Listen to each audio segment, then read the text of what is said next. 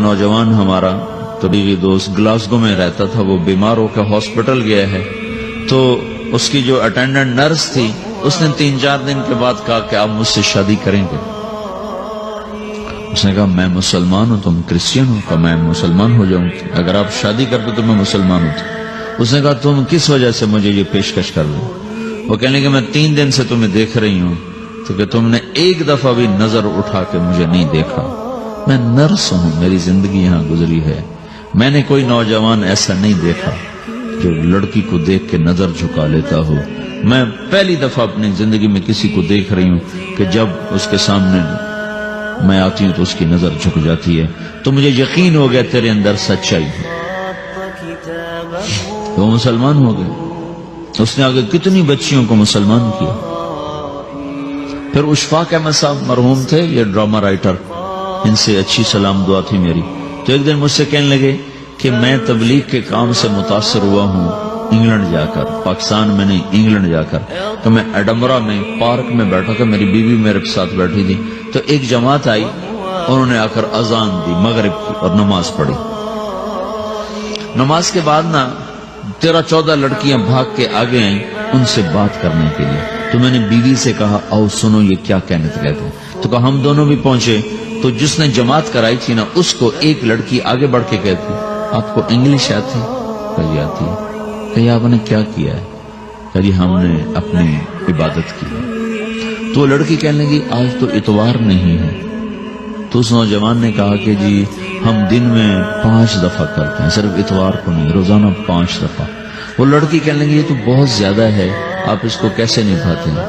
تو اس نے اس کو جواب دیا، 2-3 سوال اس نے اور کیے، جواب دیا، تو کہنے لگی اچھا بہت مہربانی، اس نے سے ہاتھ بڑھایا آگے ملانے کے لیے تو وہ نوجوان کہنے لگا میں آپ سے معافی چاہتا ہوں، میں آپ کو ہاتھ نہیں ملا سکتا۔ تو اس لڑکی نے کہا کیوں؟ کہ یہ ہاتھ میری بیوی کی امانت ہے اور کسی کو نہیں لگ سکتا۔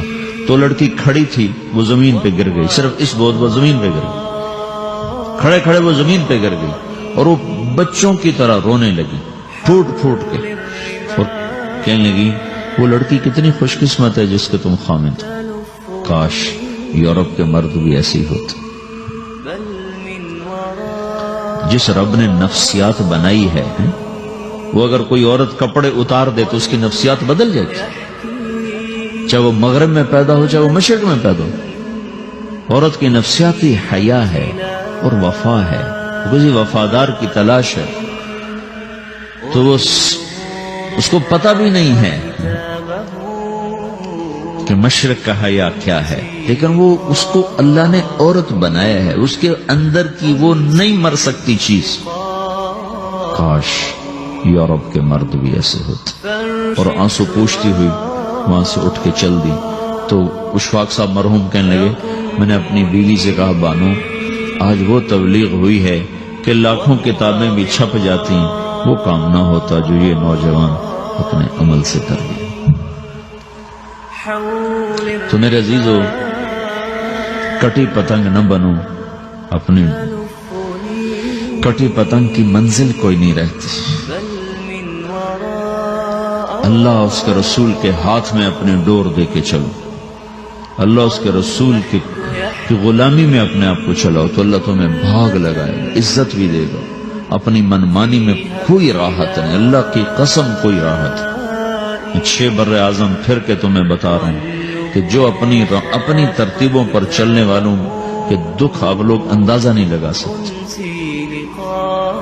چلنا ہے تو اللہ اس کے رسول کی زندگی کو اپنا کے چلو، اللہ تمہاری دنیا بھی سکھ والی بنائے گا، آخرت بھی سکھ چین والی بنائے گا۔